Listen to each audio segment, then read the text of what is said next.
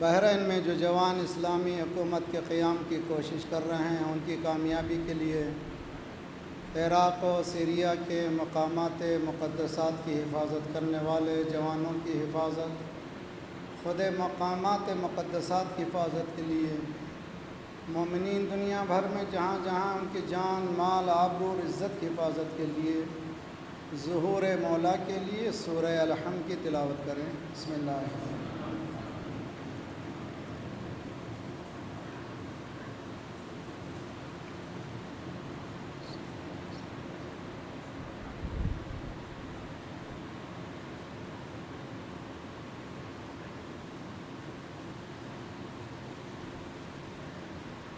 وفوض امری الی اللہ ان اللہ بصیر بالعباد ولا حول ولا قوة الا باللہ العلی العظیم۔ اعوذ باللہ السمیع العلیم من الشیطان الرجیم۔ بسم اللہ الرحمن الرحیم۔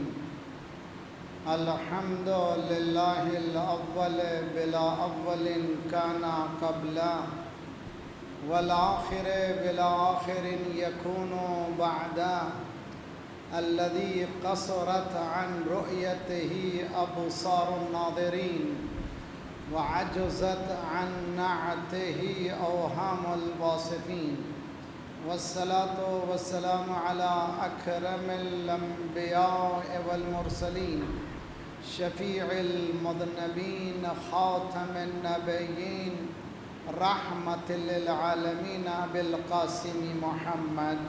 اللہم صلی علی محمد وعجل فرجہ واہل بیتہ الطیبین الطاہرین المعصومین لا سیما بقیت اللہ فی الارضین صاحب العصر والزمان خلیفۃ الرحمن امام الانس والجان الذی بیمنہ رزق الورى وبہ طبتت الارض والسماء اللہم عجل فرجہ الشریف۔ ربنا لا تؤاخذنا ان نسینا واخطأنا ربنا ولا تحمل علینا اسرا كما حملته على الذين من قبلنا ربنا ولا تحملنا ما لا طاقة لنا به واعف عنا واغفر لنا وارحمنا أنت مولانا فانصرنا على القوم الكافرين أما بعد فقد قال الله وهو أصدق القائلين وقوله الحق۔ بسم الله الرحمن الرحيم۔ اِنَّا هَٰذِهِ أُمَّتُكُمْ أُمَّةٌ وَاحِدَةٌ فَاتَّقُوا اللَّهَ وَاعْبُدُونِي۔ صلوات پڑھیے محمد وعلی محمد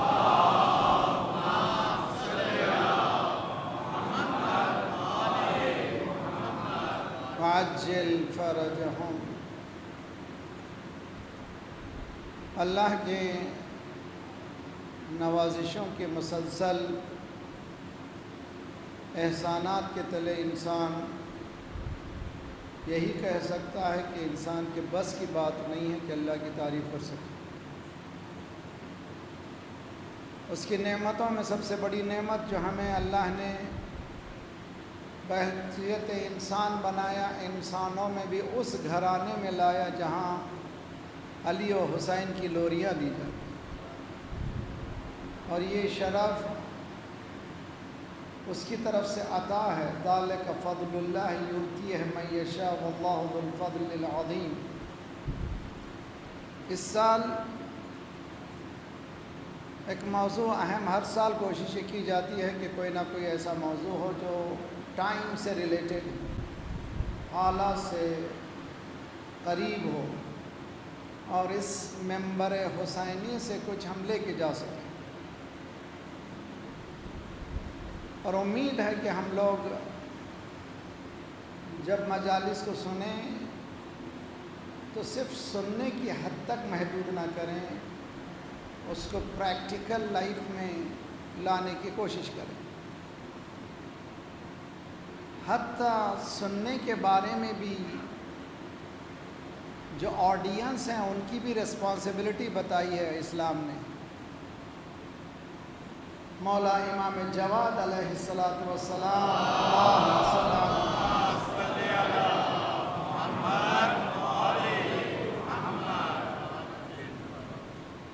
من اصغى عن الناطق فقد ابدا، بہت ہی خوبصورت ہے۔ پہلا مرحلہ ہے جب ہم آیت سنتے ہیں تو آیت کا امپیکٹ ہم پر کتنا ہوتا ہے، تاثیر آیت ہم پر کتنی ہے۔ اگر ہم ایک اسکیل بنائیں 1 to 10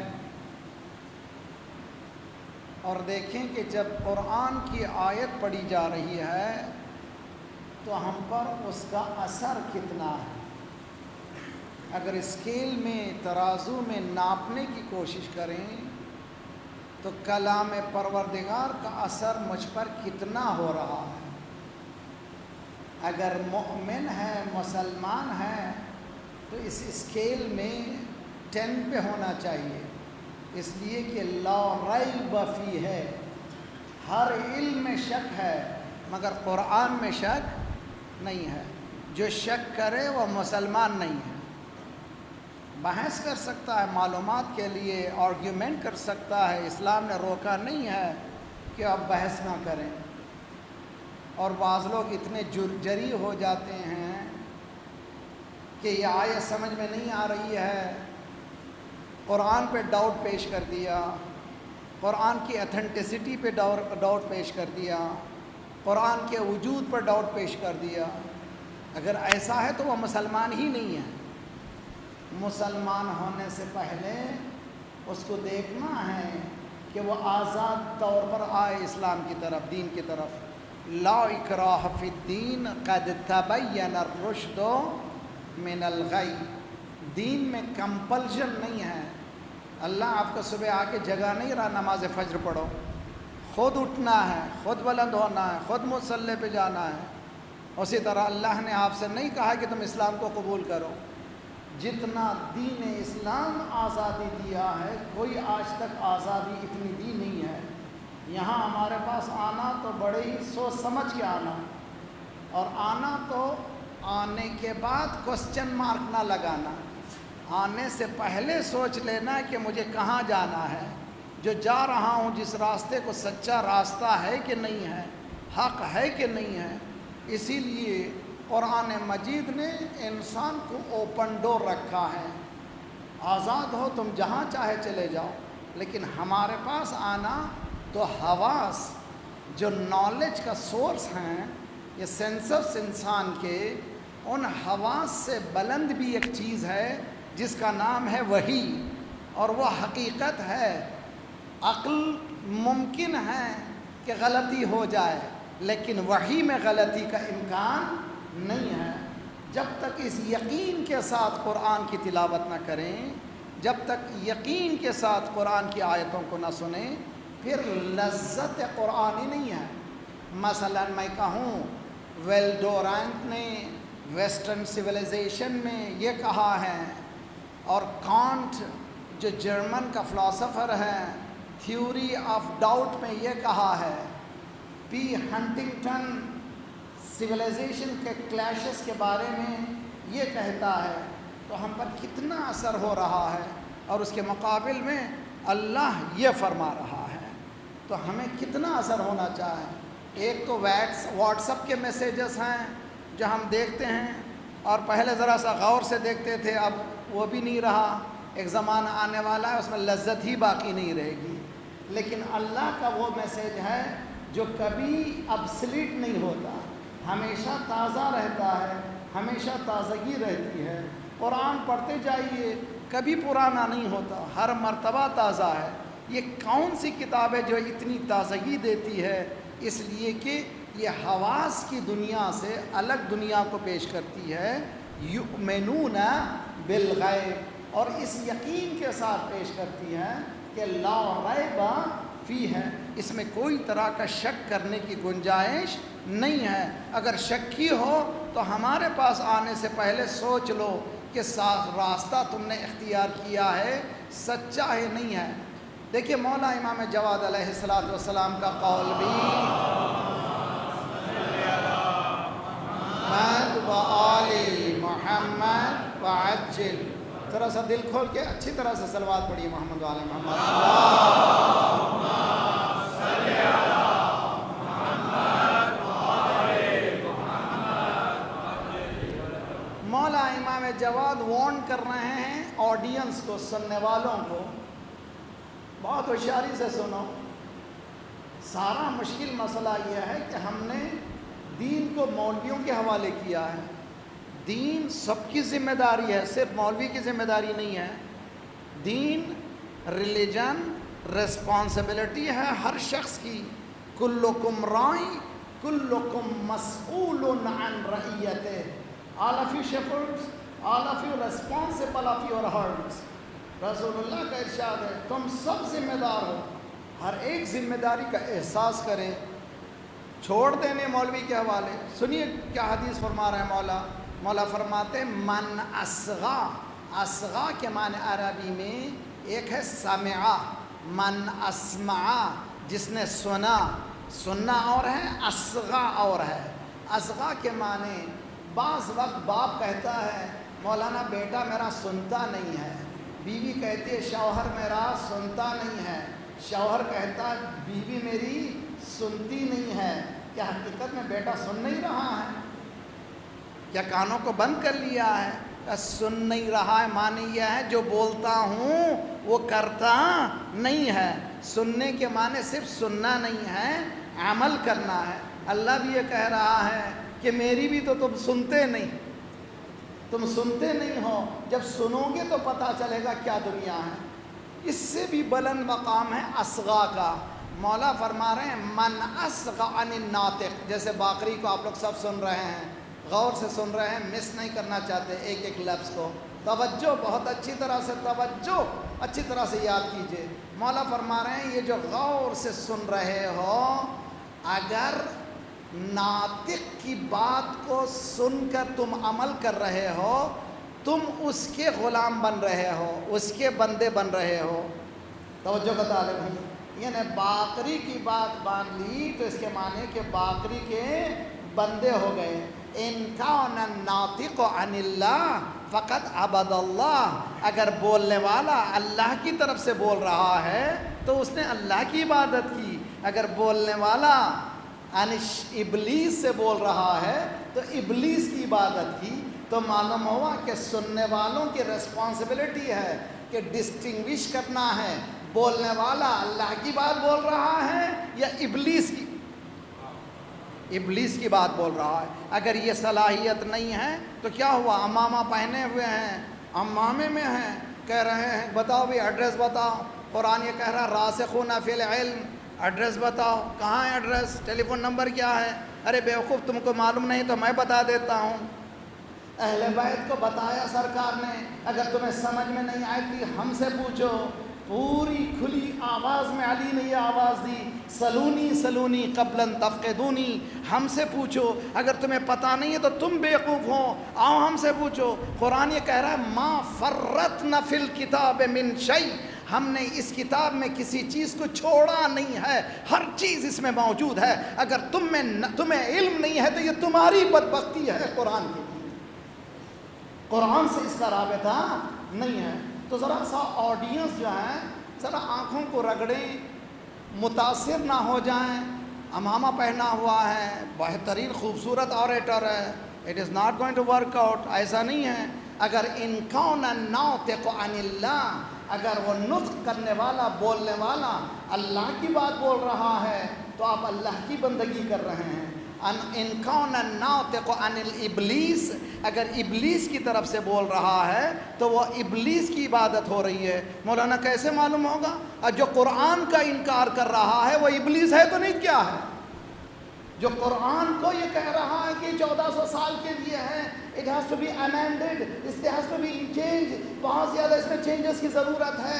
9/11 کے بعد ایک ملا آ کر کے نیو یارک میں ٹی وی اسٹیشن میں یہ بتایا ایٹ لیسٹ 100 چینجز لانا چاہیے، اور دوسری خلافت کے زمانے میں 20 چینجز لائے تھے، تو معلوم ہوا ہم 3 کی بات کر رہے ہیں تو پریشان ہو گئے، کہہ رہے ہیں کہ 20 چینجز لائے دوسری خلافت میں، اب 100 چینجز کی ضرورت ہے۔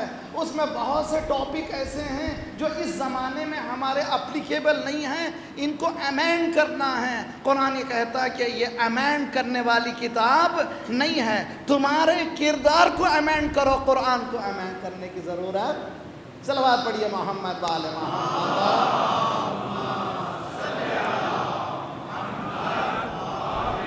محمد وعجل فرجهم۔ تو آج کی ابتدائی زمانے میں یعنی پہلی مجلس میں جس چیز کو اسٹیبلش کرانا چاہتا ہوں، میں کرنا چاہتا ہوں اپنے لیے، جو اہمیت ہے قرآن کی اس کو اچھی طرح سے سمجھیں۔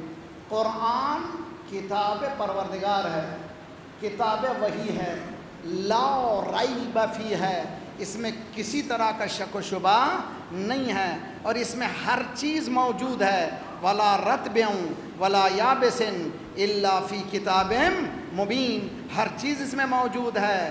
ما فرطنا فی الکتاب من شیء، ہم نے کسی چیز کو چھوڑا نہیں ہے۔ کسی نے امام سے پوچھا مولا کیا یہ امکان ہے کہ قرآن میں سب موجود ہو؟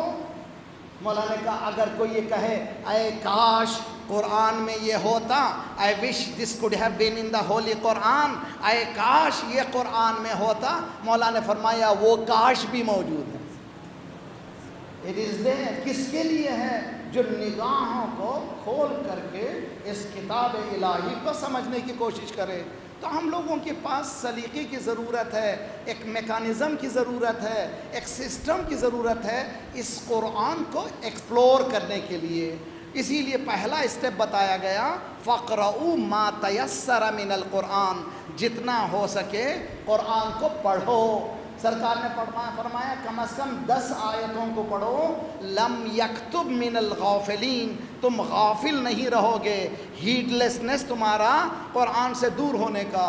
اب کیا ہو گیا زمانہ، ڈنر ٹیبل پر شوہر بھی موجود ہے، بیوی بھی موجود ہے، بیٹا بھی موجود ہے، بیٹی بھی موجود ہے، سب لوگ اپنے گیجٹ کو کھولے ہوئے ہیں، سب لوگ اپنی دنیا سے ہیں۔ فزیکل لوگ سامنے بیٹھے ہیں ان سے بات نہیں کرتے، جو میٹا فزکس جو نہیں ہے ان سے بات کر رہے ہیں۔ ارے بھیا یہاں سامنے باپ بیٹھا ہوا ان سے بات کر، یہ ماں بیٹھی ہوئی ہے اس سے بات کر، یہ بھائی بیٹھا ہوا اس سے بات کر۔ دنیا نے ہم کو ہماری زندگی سے چرا لیا ہے، حقیقت سے دور ہوتے چلے جا رہے ہیں۔ اسی لیے ہمارے پاس کیا ہے قرآن میں فَإِذَا قَرَأْتَ الْقُرْآنَ فَاسْتَعِذْ بِاللَّهِ مِنَ الشَّيْطَانِ الرَّجِيمِ، جب قرآن پڑھو تو کیا کرو، اللہ کے ڈومین میں چلے جاؤ، یعنی اس ڈومین میں چلے جاؤ جو شیطانی نہ ہو، اس سے نکل جاؤ۔ تو یہ پورے گیجٹ کو بند کیجئے، باپ ایک آیت پڑھے ترجمے کے ساتھ، ماں ایک آیت پڑھے ترجمے کے ساتھ، بیٹی ایک آیت پڑھے ترجمے کے ساتھ، بیٹا ایک آیت پڑھے ترجمے کے ساتھ۔ پورے ٹیبل میں دسترخوان کھولنے سے پہلے قرآن کا دسترخوان کھولیے۔ معصوم فرماتے ہیں قرآن مأدوبہ ہے، اللہ نے دسترخوان کھولا ہے، یہ کسی ایک کے لیے نہیں ہے، ہدی للناس، سارے انسان کو دعوت دے رہا ہے۔ آؤ کھولو دیکھو تمہاری حقیقت اسی میں موجود ہے۔ آ رہی بات سمجھ میں؟ تو پہلا مرحلہ اگر ہم چاہتے ہیں ہماری زندگیوں کو آن دا ٹریک لے کر آئیں، اس کا واحد طریقہ یہ ہے، اگر 2 لائن آگے چل رہی ہیں، اگر ایک لائن 1 سینٹی میٹر سے جدا ہو جائے، جتنا بھی آگے جائیں گے فاصلہ بڑھتا چلا جائے گا۔ ہاؤ ٹو ریکٹیفائی کا go back to the point of deviation, جہاں سے ڈیویٹ ہوئے تھے، جہاں سے منحرف ہوئے تھے وہاں پہ چلے جاؤ تو پھر لائن سیدھی بنے گی۔ ڈیویشن کا مقام کون سا ہے؟ جو آگے بڑھ گئے ہیں وہ پیچھے آ جائیں، جو نہیں آئے ہیں وہ انتظار کرے۔ ولایت وہ مقام ہے جس سے آگے بڑھ جانا بھی تباہی، جس سے پیچھے رہ جانا۔ بات سمجھ میں آئی کہ نہیں آئی؟ تو بھائی ٹھنڈے کیوں ہیں آپ لوگ؟ صلوات پڑھی محمد۔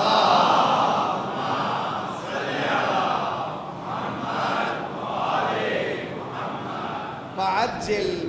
پوائنٹ آف ڈیویشن کون سا ہے؟ ولایت پوائنٹ آف ڈیویشن ہے. ولایت پوائنٹ آف ڈیویشن ہے. قرآن یہ کہہ رہا ہے کہ اس میں ہر چیز موجود ہے. مولانا فجر کی 2 رکعت قرآن میں کہاں ہے؟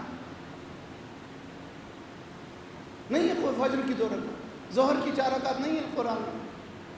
عصر کی 4 رکعت قرآن میں نہیں ہے. مغرب کی 3 رکعت نہیں ہے. عشاء کی 4 رکعت نہیں ہے. فجر کے 2 نافلہ نہیں ہے. نماز شب 11 رکعت نہیں ہے. نماز صرف ہے کہ قرآن میں اقیم الصلاۃ، نماز کو قائم کرو. کیسے قائم کریں قرآن نہیں بتائے گا، اس لیے کہ قرآن انسائکلوپیڈیا نہیں ہے. قرآن اشارے دیتا ہے. کیسے مانیں گے؟ کیسے معلوم ہے فجر؟ کیسے معلوم ہوگی؟ قرآن نے کہا لَقَدْ كَانَ لَكُمْ فِي رَسُولِ اللَّهِ أُسْوَةٌ حَسَنَةٌ، تمہارے لیے رسول اللہ کی سیرت اسوہ ہے. قرآن پڑھو ان کی سیرت دیکھو، قرآن پڑھو ان کی سیرت دیکھو. از ایکول ٹو اسلام ہے. صرف قرآن اسلام نہیں دیتا، خود سیرت اسلام نہیں دیتی. ان دونوں کو ملاؤ تو اسلام. یہ دونوں جب مل جائیں گے کہ ٹوٹل اسلام ملے گا. اور ٹوٹل اسلام کیسے ملے گا؟ آج ایسے ماشاءاللہ محرم شروع ہوا ہے، او ہو ہر ایک آدمی مجتہد ہو جاتا ہے. ماشاءاللہ ہر ایک آدمی اپنی آئیڈیالوجی کو فریلی ایکسپریس کرتا ہے. یہ آثارو نہیں، بالکل نہیں، کچھ مزہ نہیں آیا. کیا ہو گیا بھیا؟ کہاں سے بول رہے ہو؟ یہ مولوی بولتا ہے تبرہ نہیں کرو. دوسرا بولو یار کھولا بمباری کرو. تیسرا کہتا ہے نہ یہ کرو نہ وہ کرو. مولا کہتے ہیں ام انزل اللہ دینا ناقصا، کیا اللہ نے دین کو ناقص بھیجا ہے؟ تم پوری کر رہے ہو. الیوم اکملت لکم دینکم، آج ہم نے دین کو کامل کیا ہے. دین انکمپلیٹ نہیں ہے. تم انکمپلیٹ کیوں کر رہے ہو؟ مولا فرمائے ام انزل اللہ دینا ناقصان، کیا اللہ نے ناقص دین، انکمپلیٹ دین بھیجا ہے؟ یہ لوگ پورا کر رہے ہیں. تو دین کامل ہے تو اس کامل دین کو سنسیئرلی پلین بن کر کے سوچے پروردگار اہدنا الصراط اگر تھوڑی سی عربی جانیں. آپ کو ایک خوشخبری دوں، الحمدللہ مکتب اہل بیت اب دنیا میں جنگل کی آگ کی تھلا پھیل رہا ہے. اور جتنی شدت سے سلفیزم بڑا ہے، خون خرابی کی جا رہی ہے، اتنی ہی ابھر کر کے مکتب اہل بیت آ رہا.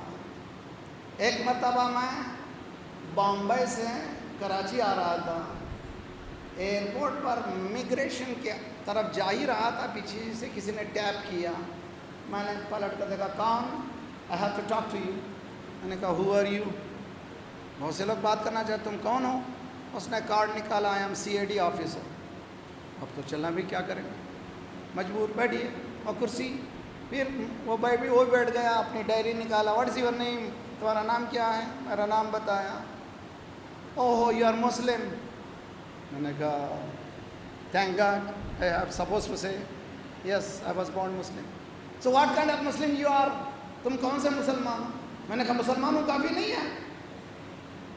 اس نے کہا نہیں sir please explain what kind of Muslim you are. میں نے کہا what do you want? I am Muslim that's enough. کہا نا. میں نے کہا آئی بلانگ ٹو مکتب اہل بیت، اسکول آف تھاٹ آف آل بیت. اس نے کہا sir I don't know these things, tell me you are Shia اور سنی. سیدھا سیدھا بتائیے آپ سنی ہیں کہ شیعہ؟ میں نے کہا اگر ایسے ہی دیکھنا چاہتے ہو میں شیعہ مکتب کو پہچانتا ہوں، اسی پہ چل رہا ہوں. اچھا اس کے بعد جملہ، اچھا شیعوں میں کوئی آتنکوادی نہیں ہوتا؟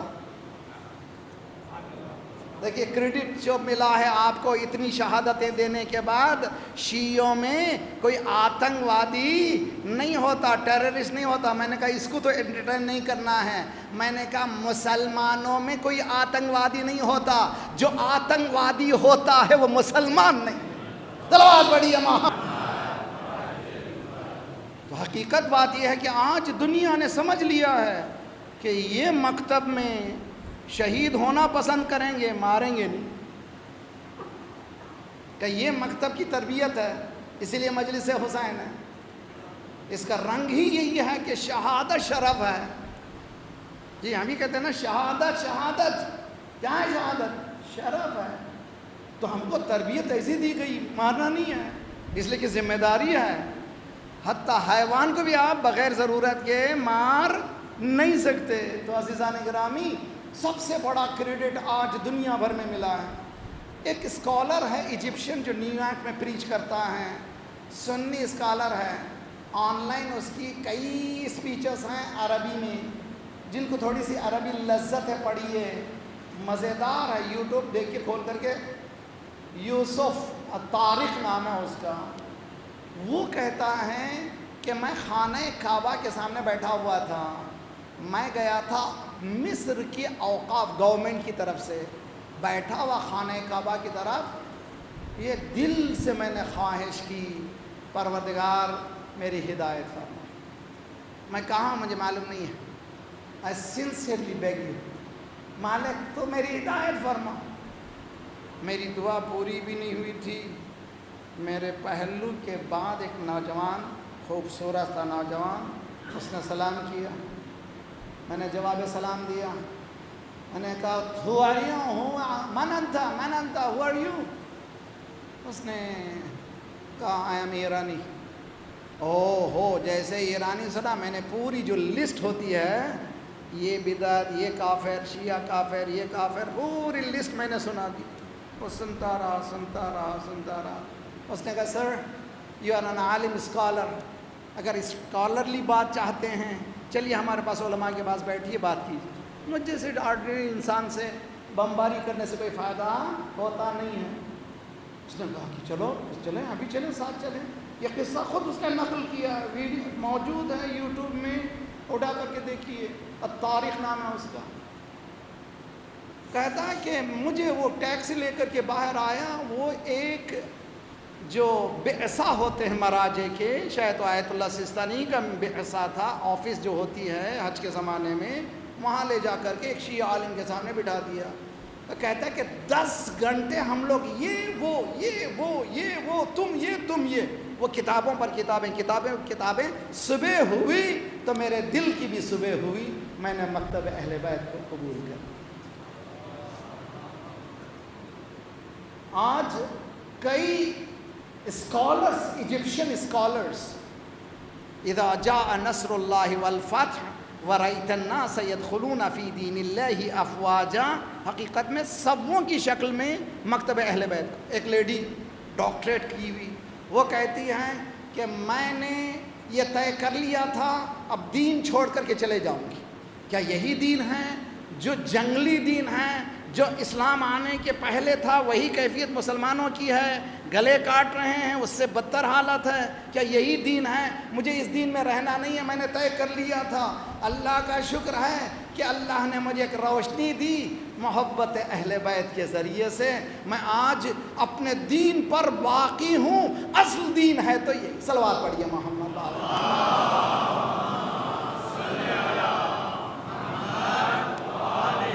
محمد وعجل فرج. میں ایموشنل بن کے بات نہیں کر رہا ہوں. آپ لوگوں کی حقیقت کو سمجھیے کہ آپ کون ہیں، کتنا پوٹینشیل آپ کے پاس موجود ہے. آج ہمارے پاس سب سے بڑا جو کریڈٹ ہے وہ کریڈٹ یہ ہے کہ شیعہ آتنکوادی نہیں ہوتا، شیعہ کسی کو قتل نہیں کرتا. بہت بڑا ہے. کیش ان کیجئے، اس کو یوز کیجئے، اس کو اپنے پازیٹیو مشن کے لیے یوز کیجئے. ہم لوگ قتل ہونا پسند ہیں، کسی کو قتل کرنا پسند نہیں کرتے. کہاں کی تعلیم ہے؟ کہ در اہل بیت کی تعلیم ہے. اہل بیت کا دروازہ اس طرح سے تعلیم دیتا ہے. تو 2 مرحلوں سے میں گزرا ہوں اب تک. پہلا مرحلہ، ہمارے پاس بحث کی اجازت ہے. We are open to talk, nothing wrong.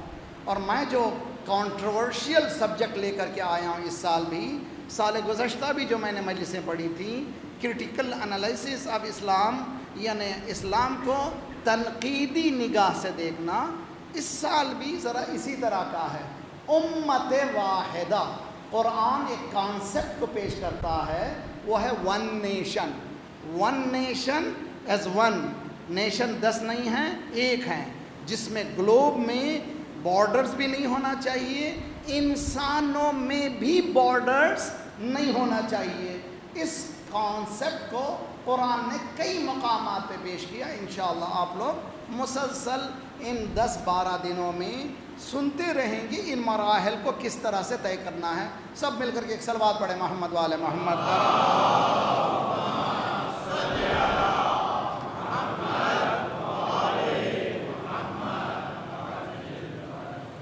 اِنَّا هَٰذِهِ أُمَّتُكُمْ أُمَّةٌ وَاحِدَةٌ فَاعْبُدُونِي. سورہ انبیاء قرآن کا 21واں سورہ آیت نمبر 92. پھر میری گزارش میری بہنوں سے، میرے گھر والوں سے، میرے بچوں سے، میرے جوانوں سے، آج کی دنیا ہم کو رنگ برنگی دنیا میں لے چلی جا چکی ہے. اب ہم لوگ حقیقت سے ہٹتے چلے جا رہے ہیں.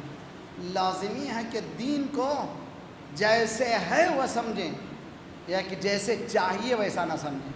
جیسے دین ہے عزیز کلیئر کٹ دین کو سمجھیں. اور دین اگر سمجھنا چاہتے ہیں بہت سسٹمیٹک ہے. جیسے کمپیوٹرائز ہوتا ہے برین میں، جیسے کمپیوٹر ہے دین میں بھی کمپیوٹرائزیشن ہے. کوئی ہینکی پینکی نہیں ہے. سیدھا سیدھا جواب قرآن دیتا ہے. اہل بیت کلیئرلی راستے بتاتے ہیں. علماء مراجع ہمیں رہنمائی فرماتے ہیں کہ حالات حاضرہ پر کس طرح سے قابو پایا جا سکتا ہے. عزیزان گرامی، قرآن یہ کہہ رہا ہے کہ اِنَّا هَٰذِهِ یہ امت واحدہ ہے، ون نیشن ہے. فَاعْبُدُونِي میری عبادت کرو، کسی اور کی عبادت نہیں کرو. کیا دو لفظ ہیں، ہم کو اس پہ کام کریں گے پورے 12 دن جو کام کر رہے ہیں. ایک تو امت، دوسرے واحدہ. امت کے معنی کیا ہیں، واحدہ کے معنی کیا ہے؟ امت کے معنی جو جیسے کہ ہم نے ٹرانسلیشن میں دیا ہے نیشن کے ہیں. امت قرآن میں قد خلت امم، اس سے پہلے بھی گزرے ہیں. امم کو کئی معنوں میں قرآن نے بتایا ہے. اگر کسی کا کلچر ایک ہے تو وہ بھی ایک امت کہلاتا ہے. اگر کسی کی زبان ایک ہے وہ بھی ایک امت کہلاتا ہے. اگر کسی کا مذہب دین ایک ہے وہ بھی ایک امت کہلاتا ہے. جس چیز کو قرآن یہاں پر امت کہہ رہا ہے وہ کیا ہے؟ بحث ہماری ہے. اور کیا یہ ممکن ہے یہ امت ایک ہو سکے؟ آج کتنے ہیں ماشاءاللہ شیعوں کے اندر کے اندر سنیوں کے اندر کے اندر ہر روز بڑھ رہے ہیں. شیعوں میں آپ کون ہیں؟ کہا میں اخباری ہوں. یہ اخباری کیا ہو گئے بھائی؟ آپ نیوز پیپر پڑھ کے آپ مسلمان ہو گئے؟ اخباری کیا ہے؟ اخبار معلوم ہے اخبار کس کو کہتے ہیں؟ اخباری کس کو کہتے ہیں؟ آپ اخباری کہاں سے ہو گئے؟ اخباری کس کی حقیقت کیا ہے معلوم ہے آپ کو؟ مجھے معلوم نہیں ہے، لیکن معلوم ہے کہ تقلید نہیں کرنا اسی لیے اخباری ہوں. نہیں بھئی، تقلید نہ کرنے سے اخباری نہیں ہوتا. اخباری کون ہے؟ جس کے پاس اتنا علم ہے حدیث معصومین کو وہ لے کر کے استنباط کر سکتا ہے، پھر اس راستے پہ چل سکتا ہے. ایک عالم مجتہد اخباری بنتا ہے. آرڈینری جن کو کلمہ نہیں آتا وہ اخباری نہیں بن سکتے. اس سے زیادہ جہالت نہیں ہو سکتی، اس سے زیادہ اگنورنس نہیں ہو سکتی. آئی ایم اخباری. کیوں؟ آئی ڈونٹ بلیو ان تقلید. چھٹی. اچھا کس پہ بلیو کرتے ہو؟ بیوی پہ بلیو کرتے ہو کہ نہیں بلیو کرتے ہو؟ ارے وہ تو بیوی ہے ہمارا نا، میری بیوی سے نہیں بلیو کروں گا تو کیسے بلیو کروں گا؟ تو بیوی تم کو نسخہ دیتی ہے، جاؤ جا کر کے مارکیٹ میں یہ چیزیں لے کر آؤ. یہ جو نسخہ دے رہی ہے تم جا کر کے لے کر آتے ہو کہ نہیں آتے ہو؟ کہ یہ بھی ایک طرح کی تقلید ہی تو ہے. تقلید سے بھاگو گے کہاں؟ مریض ہو تو ڈاکٹر کے پاس جاتے ہو، کار خراب ہوئی تو میکینک کے پاس جاتے ہو، موٹر سائیکل خراب ہوئی تو میکینک کے پاس، سائیکل خراب ہوئی میکینک کے پاس. اتنے ہوشیار ہو کہ جب خراب ہو جائے تو آپ خود ہی اسپانر لے کے کھولتے نہیں ہوگا. میری اسٹڈی ہے ہی نہیں ہے، میں جانتا ہی نہیں ہوں کار کیا ہے، کھولوں گا تو برباد ہو جائے گی. مال بچانے کے لیے جاتے ہو میکینک کے پاس، دین بچانے کے لیے جاتے کیوں نہیں ہو؟ تو اسی لیے دین کو ذرا سا دینداروں سے لیجئے. ذرا سا اردو تو ماشاءاللہ پاکستان میں آپ لوگ، دین کو دینداروں سے لیجئے، دین کو بے دینوں سے. صلوات پڑھیے محمد والے.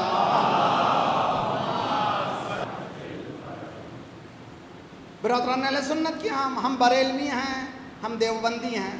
اب دیوبندی میں بھی 2 طبقے ہو گئے، طبقوں میں کے اندر طبقے. جی وہ کہہ رہے ہیں ہم جو ہیں آئسس نہیں ہیں، ہم ایسے مسلمان نہیں ہیں، ایسے نہیں. ان سے پوچھیے تو کہتے ہیں ہم ہی مسلمان ہیں، یا ہماری بات سنو نہیں تو ورنہ تمہارے کان کاٹیں گے، تمہارے گلے کاٹیں گے، تمہاری زبان کاٹیں گے. کاٹنا سمجھتے ہیں ترقی، اور سمجھ رہے ہیں کہ کامیاب ہو رہے ہیں. نا دے آر ٹو. تو مولانا اتنا منتشر مجمع ہے، so many school of thoughts, اتنے اسکول آف تھاٹ ہیں، ان کو ایک جگہ کیسے جمع کریں؟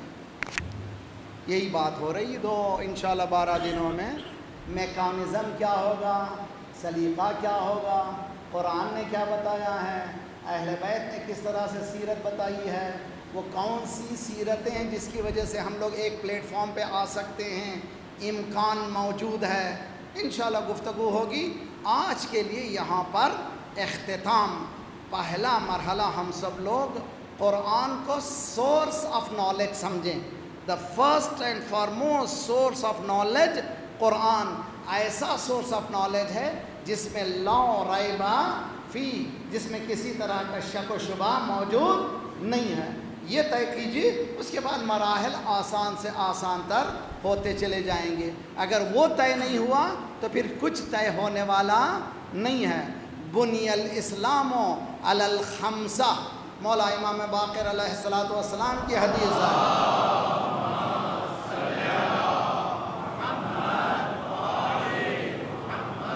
وعجل اسلام کی فاؤنڈیشن 5 چیزوں سے بنی ہے. الصلاۃ والصوم والزکاۃ والحج والولایہ. نماز، روزہ، حج، زکوٰۃ اور ولایہ. ولایہ لیڈرشپ. الولی دلیل علیہن. نماز بھی، روزہ بھی، حج بھی، زکوٰۃ بھی اگر انڈر دی ولایت ہے تو نماز ہے، روزہ ہے، حج ہے، زکوٰۃ ہے. کربلا میں وہ کہہ رہے تھے جلدی حسین کو قتل کرو، ہمیں نماز پڑھنی ہے. نماز انہوں نے پڑھی تھی تو وہ نماز کے نماز ہے کہ جو ولایت سے ہٹ جائے وہ نماز نہیں ہے. جو ولایت الہیہ سے نکل جائے وہ روزہ نہیں ہے. جو ولایت الہیہ سے نکل جائے وہ زکوٰۃ نہیں ہے. جو ولایت الہیہ سے نکل جائے وہ حج نہیں ہے.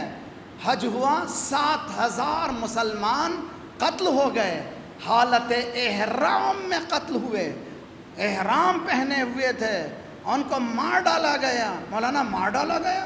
جی ہاں، سسٹم ہے. اگر آپ ایک کنٹری میں جاتے ہیں، کنٹری کی ذمہ داری ہے کہ وہ کنٹری میں داخل ہونے سے واپس جانے تک آپ اس کی حفاظت کریں. اگر آپ حفاظت نہ کریں، کنٹری از ریسپانسبل. 7000 انسان بلڈوزروں سے اٹھائے گئے، میتوں کا احترام تک نہیں کیا گیا. یہ حج کیوں؟ یہ حج بنا اس لیے کہ ولایت سے ہٹ گیا. اب سمجھ میں آیا. امام حسین نے کہا میں حج کے لیے نہیں جا رہا ہوں. توجہ بہت اچھی طرح سے. بہت سے لوگ عموماً آپ لوگ مجلسوں میں سنتے ہیں کہ مولا نے حج کو عمرے سے بدلا. یہ رانگ اسٹیٹمنٹ میں ہے. اسٹیٹمنٹ انکریکٹ ہے. آپ کو شریعت کا حکم بتاتا ہوں، فقہ کا حکم بتاتا ہوں. اگر آپ گھر سے نکلے، حج کے زمانے میں پہنچ رہے ہیں. حج کا زمانہ کون سا ہے؟ شوال، ذی قعدہ، ذی الحج. جو شوال میں داخل ہوتا ہے مکے میں، اس کو حج کر کے جانا پڑتا ہے، اس لیے کہ داخل ہوا ہے حج کے لیے. یہ تینوں مہینے حج کے مہینے کہلاتے ہیں، سب کو معلوم ہے. اگر آپ نے شوال میں اپنے آپ کو مکے میں پہنچایا، آپ نکل نہیں سکتے جب تک کہ حج نہ کرے. پرانے زمانے میں جو جاتے تھے لوگ ایسے ہی 3 مہینے کے لیے جاتے تھے. اب ٹائم نہیں ہے تو 15 دن 25 دن جلد سے جلد نکل جاتے ہیں. سمجھ میں آئے گی بات؟ اگر کوئی شخص شوال میں جا رہا ہے، ذی قعدہ میں جا رہا ہے، حتیٰ ذی الحج میں جا رہا ہے، اس کی نیت ہی حج نہیں ہے تو وہ عمرہ کر کے واپس آ سکتا ہے، اس کو حج کو رکنے کی ضرورت نہیں ہے۔ یا مولا حسین علم نہیں رکھتے تھے کہ ان کو حج کا موقع نہیں ملے گا تو پھر حج کو عمرے سے نہیں بدلا، حج کی نیت ہی نہیں کی۔ امام حسین نے حج کی نیت نہیں کی۔ معلوم تھا کہ 8 ذی الحجہ کو مولا کو نکلنا ہے۔ کیوں نکلنا ہے؟ اطلاع ملی تھی حالت احرام میں لوگ آئیں گے آپ کو شہید کریں۔ اس وقت بات سمجھ میں نہیں آئی، اب سمجھ میں آیا۔ تقریباً 100 سے زائد ایران کے کریم آف دی اسکالرس، ان کی جب رپورٹ ان کو ملی ہے، ایک پری پلان باقاعدہ سازش کی گئی، مجھے جانا نہیں ہے، اٹ از حقیقت۔ یہ ان کا وقار تھا، انہوں نے ایک ایک مردے کو احترام سے لا کر کے ان کو شہید کا درجہ دے کر کے ان کے اپنے مقامات پر دفن کیا۔ یہ ان کی ہمت تھی، انہوں نے کہا کہ ہمارے مردوں کو ایسے ہی پھینک نہیں سکتے، تم باعزت ہمیں بھیجنا پڑے گا۔ جب ولایت ہوتی ہے عزت بھی ہوتی ہے، اگر ولایت ہوتی ہے وقار بھی ہوتا ہے۔ امام کو یہ اطلاع ملی کہ حالت احرام میں، چنانچہ توجہ، تاریخ کہتی ہے کہ مولا نکلے ہیں یوم ترویہ 8 ذی الحجہ، صبح کا موقع ہے۔ محمد حنفیہ، ہاف برادر آف امام حسین، باب 1 ماں 2،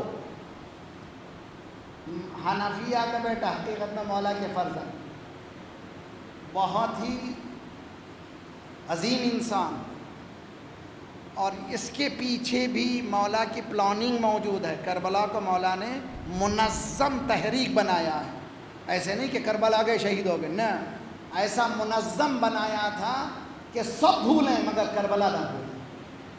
مثلا غدیر میں کتنے مسلمان تھے؟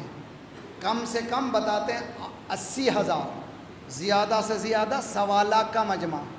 کب ہوئی غدیر؟ 18 ذی الحجہ، 18 ذی الحجہ سے 18 محرم 1 مہینہ، 18 محرم سے 18 صفر 2 مہینے، 28 صفر 10 دن، 70 دن میں 1.25 لاکھ کا مجمع، 120 راویوں نے روایت کی ہے، سب کو بھلا دیا۔ امام حسین نے کہا اتنا بڑا واقعہ 70 دن میں بھلا دیا گیا، میں لے جاؤں گا 72 کو، سب بھلا سکیں گے، کربلا نہیں بھلا سکیں۔ یہ کیوں؟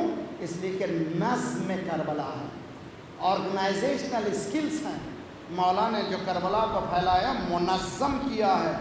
تاریخ کہتی ہے محمد حنفیہ دوڑتے ہوئے آئے، اے بھائی جان کہاں جا رہے ہیں آپ؟ میں جا رہا ہوں، میں نے ارادہ کر لیا ہے، سفر میرا جا رہا ہوں کوفے کی طرف۔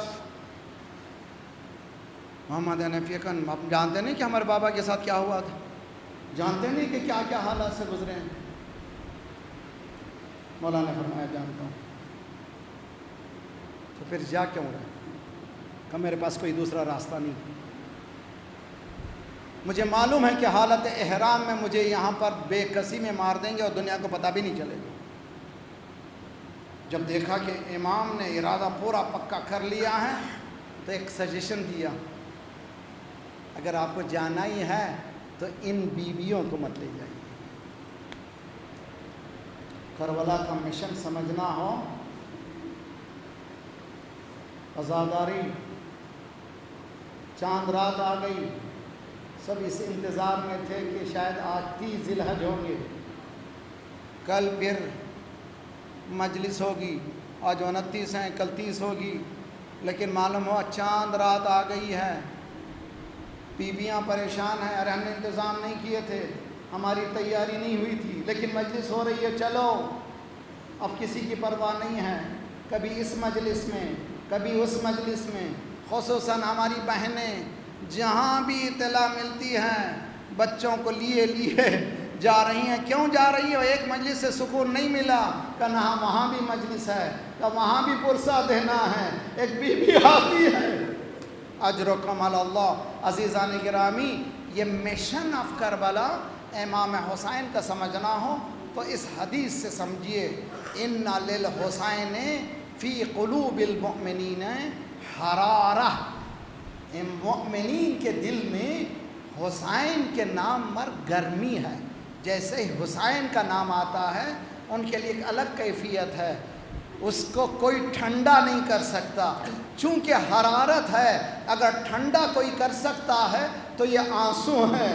ہائے حسین، پیاسے حسین، ادھر آنسو نکلے، ادھر ذرا سکون ملا کہ ہاں بھائی کچھ حرارت میں کچھ کمی ہوئی. عزیزان گرامی، عزاخانے تیار ہو چکے ہیں، مجلسیں شروع ہو چکے ہیں. کس کی عزاداری کرنے جا رہے ہو؟ کیا ہو گیا ہے آج کا معلوم نہیں ہے. آج چاند نکلا ہے کہ اتنے 11 مہینے کے چاند دیکھے تھے، آج کا مہینے کے چاند کی اہمیت کیا ہے؟ کہ آج کے مہینے کے چاند کی اہمیت نہیں ہے. سمجھو آج کا چاند علی اکبر کا سینہ بتا رہا ہے، علی اصغر کا گلا بتا رہا ہے، عباس کے شانے بتا رہے ہیں. آج کا چاند حسین اجرکم علی اللہ، آج کا چاند حسین کا کاروان. عجیب و غریب کیفیت میں ایک مرتبہ تاریخ کہتی ہے کہ مولا کا کاروان چل رہا تھا، ایک مرتبہ چاند نظر آیا. مولا نے کہا انا للہ و انا الیہ راجعون. بیٹے نے پوچھا بابا کلمہ استرجاع اس وقت؟ بیٹا ایک ہاتف کی آواز آ رہی ہے، تم لوگ موت کی طرف جا رہے ہو، تم لوگ فنا کی طرف جا رہے ہو. ایک مرتبہ علی اکبر نے پوچھا بابا السنا علی الحق، کیا ہم لوگ حق پر نہیں ہیں؟ مولا نے کہا ہم لوگ حق پر ہیں. ایک مرتبہ جیسے حق پہ سنا، علی اکبر نے کہا اب ہمیں پرواہ کیا ہے، یا موت ہمارے سر پر آ جائے یا ہم موت کے سر پہ چلے جائیں. کاروان چلا کربلا کی طرف. کچھ بیبیاں نے سنا محمد حنفیہ کہہ رہے ہیں مولا اگر بھیا لے جا رہے ہو تو تم مردوں کو لے جاؤ، عورتوں کو لے جانے کی ضرورت کیا ہے؟ زینب نے آواز دی اے محمد، ہمیں بھائی سے بھائی کو، بہن کو جدا نہ کرنا. دنیا سمجھ نہیں پائی تھی کہ زینب کا یہ جذبہ کیا ہے، زینب چاہتی کیا ہے. امام حسین نے اس مشن آف کربلا کو ایسے منظم کیا تھا کہ کربلا تک پہنچ کر قربانی دینا آسان ہے، اس کے بعد کی قربانی کا مرحلہ زینب کے ہاتھ میں ہے، اس کا ادا کرنا آسان کام نہیں ہے. اسی لیے زینب کو لے کر کے چلے تاکہ کربلا میں دفن نہ ہو جائے. کربلا کو لے کر زینب کوفے کے بازاروں میں اور شام کے دربار میں پہنچے. یزید پوچھ رہا ہے دیکھا کون جیتا؟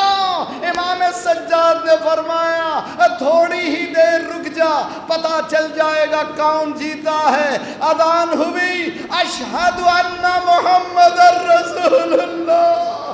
عزیزان گرامی پورا گلوب سامنے رکھیے، ہر لمحہ فجر کی ادا ہو رہی ہے، کہیں مغرب کی ہو رہی ہے، کہیں عشاء ہے، کہیں ظہر ہے، کہیں عصر ہے، ہر موقع پر اذان ہو رہی ہے. اس لیے کہ گلوب ہر لمحہ ٹرن ہو رہا ہے. جہاں اذان کی آواز ہو رہی ہے وہاں ہائے حسین، پیاسے حسین. چائنا کے جنگلوں میں، آسٹریلیا میں، کینیڈا تک جہاں بھی سنیے حسین کی آواز ہے. گویا حسین بتا رہے ہیں جب بھی اللہ اکبر کہو ہماری قربانی کو نہ بھولنا. عزیزان گرامی ایک مومنہ عزاداری کرتی ہے، کہتے ہیں کہ مزدوری کرتی تھی مگر سال بھر جمع کرتی تھی اپنی پونجی تھوڑا تھوڑا. جیسے ہی محرم کا چاند آیا وہ صفے ماتم بچھا دیا. جو اس کی حیثیت تھی مجلس کے بعد تبرک تقسیم ہوتا تھا. ایک سال ایسا بیمار ہوئی کہ وہ کچھ جمع نہ کر سکی. چاند نمودار ہوا کہ مولا میرے پاس کچھ نہیں ہے مگر مجلس ہوگی پانی تو پلا سکوں گی, میرے پاس کچھ نہیں ہے پانی تو میں دے سکوں گی. انتظام ہوا, پورے دیہات میں خبر ملی کتنا لذیذ تبرک بٹ رہا ہے, کتنا مزیدار تبرک بٹ رہا ہے. 1 دن 2 دن 3 دن, آخری مجلس کے دن یہ مومنہ پریشان ہو گئی, وہ کون ہے جو تبرک تقسیم کر رہا ہے, میرے پاس تو پانی کے علاوہ کچھ بھی نہیں ہے. دوڑتی ہوئی سامنے پہنچتی ہے ایک بیوی, ایک کالی چادر, صلی اللہ علیہ وعلى الأرواح التي حلت بفنائك وأناخت برحلك عليكم منا السلام أبدا ما بقيت وبقي الليل والنهار. السلام على الحسين وعلى علي بن الحسين وعلى أولاد الحسين وعلى أصحاب الحسين. فيا ليتنا كنا معكم فنفوز معكم فوزا والله.